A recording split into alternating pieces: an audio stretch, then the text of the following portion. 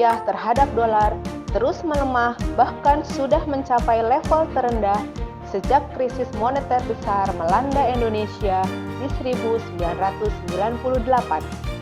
Ironisnya, pelemahan rupiah ini terjadi di tengah derasnya arus investasi asing mengalir ke pasar modal dan obligasi. Sejak 2014, dana asing memang mulai masuk lagi ke Indonesia. Di periode ini, pemilu presiden membawa harapan baru.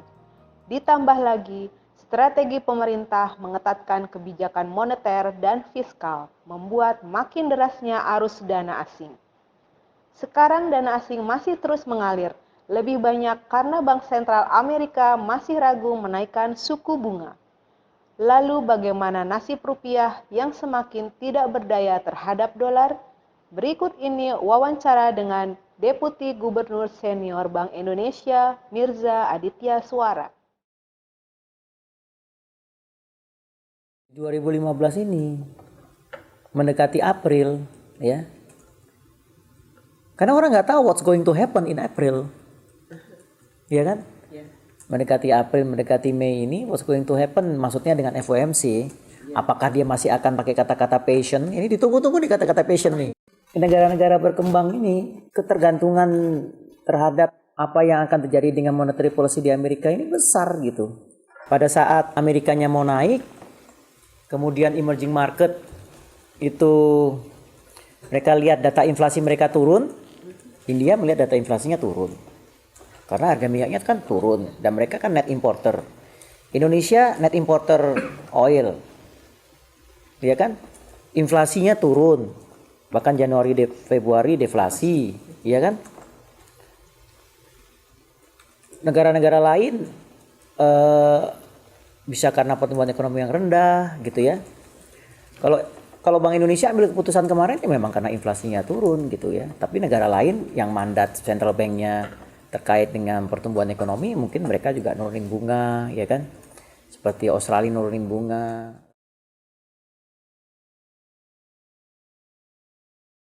Karena current account defisitnya India itu significantly improve. Kuartal 3 2014, India ini udah 1,7. Padahal sebelumnya India itu current account defisit di atas 4%. Jadi India memang lebih berhasil dia menurunkan current account defisitnya. Kita tuh berhasil menurunkan current account defisit dari 3,2 ke 2,9 gitu ya. Tapi kenapa kok India berhasil gitu kan? Karena emang dia nggak punya ekspor komoditi yang besar. Sementara dia banyak import BBM dan banyak import emas. Importnya import batu bara, harga batu bara turun. Importnya import minyak, harga minyak turun, ya kan? Kalau kita ekspornya ekspor batu baranya turun. Ekspor karetnya turun, gitu kan?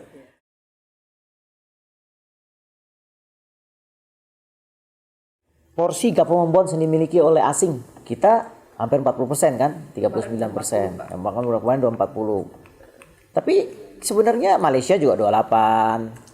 Meksiko 38 ya, Brasil 20, Turki 30, Afrika Selatan 46 ya kan. Nah memang ini pada waktu masuk dana masuk membiayai APBN kan, foreign ownership government bonds berarti membiayai APBN-nya kan, membiayai defisit APBN. Nah seneng kan, pemerintah seneng, ya seneng. Tapi kita harus jaga terus jangan sampai kalau dia keluar dan dia keluar itu bisa karena lihat angka-angka makro yang memburuk kan gitu. Nah, India itu cuma 7,5% foreign memiliki bonds. So who finance the APBN defisitnya India? Bisa nggak kita mengcopy sistem India ini? Karena dia defisit juga, bukan dia surplus loh. Ternyata kalau di India ini perbankannya itu diwajibkan memiliki government bonds itu sampai 21% di dalam terhadap total DPK. Kalau kita itu namanya secondary reserve, GWM sekunder, ya kan? Di kita itu GWM sekundernya 4% dari total DPK. Jadi bisa disimpulkan perbankan India itu financing di APBN-nya. Jadi pada waktu asing masuk dan pada waktu asing keluar ya itu ada, ya bisa ada penguatan rupiah, bisa ada pelemahan rupiah.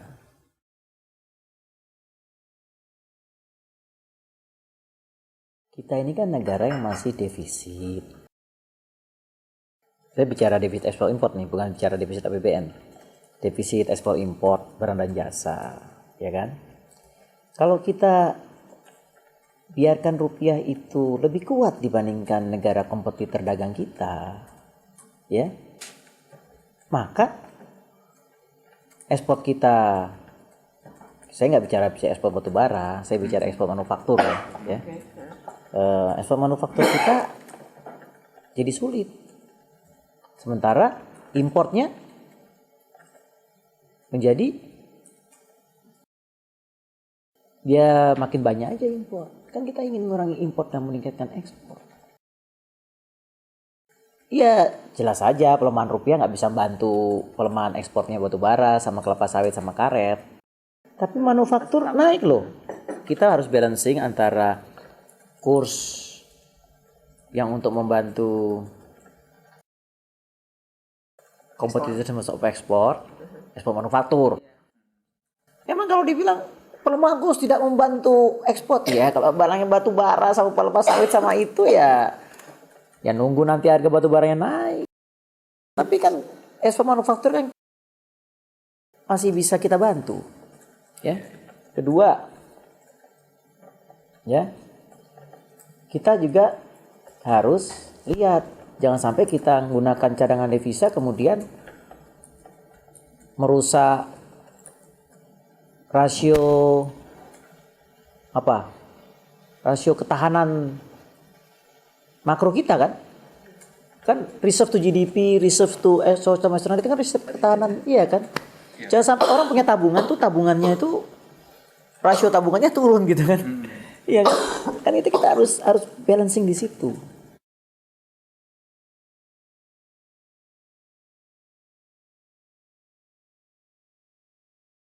Kalau kita bisa kurangi defisit ekspor impor barang dan jasa, ya, maka kebutuhan dolarnya pasti akan berkurang, ya kan? Ya kan? Jadi itu harus diperbaiki dulu, ya kan? Jadi pengusahanya harus pengusaha yang lebih banyak ekspor dibandingkan yang pengusaha yang impor. Ya harus dibangun industri dalam negeri memang. Pada waktu membangun pertama kali memang pasti perlu importnya gitu. Tapi jangan kita bangun industri yang terus membutuhkan impor.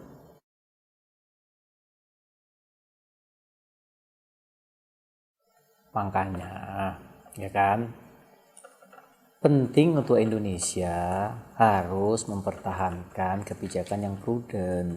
Kebijakan prudent itu kalau fiskal berarti ya defisitnya harus dijaga dong, jangan lebih besar, ya kan?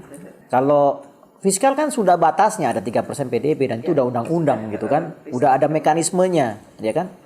Kalau moneter, inflasi harus bisa turun, ya kan? Kedua, ya karena kondefisit, ya kan?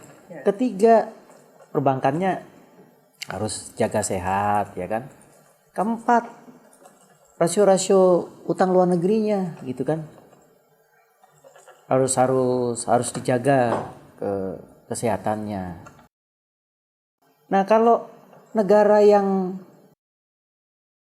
mau mencoba untuk tidak prudent di dalam situasi di mana masih ada resiko kenaikan suku bunga Amerika, ya kan? Negara emerging market itu akan kena punishment. Sementara negaranya membutuhkan inflows dari luar negeri.